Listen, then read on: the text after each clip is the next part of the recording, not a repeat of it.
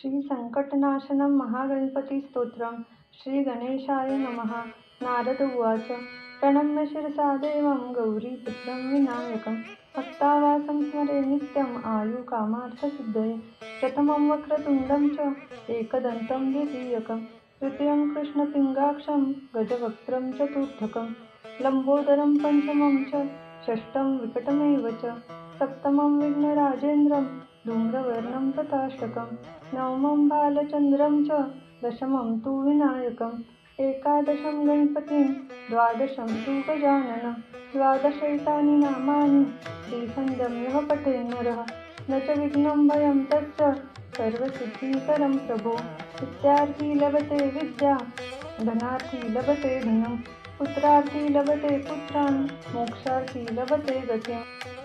जपेत् गणपति स्तोत्रं षड्भिर्मासैः फलं लभेत् संवत्सरेण सिद्धिं च लभते नात्र संशयः। अष्टभ्यो ब्राह्मणेभ्यश्च विशिष्टायः समर्पयेत् तस्य विद्या भवेत् सर्वा गणेशस्य प्रसादतः। इति श्रीनारदपुराणे संकटनाशनं महागणपतिस्तोत्रं सम्पूर्णम्।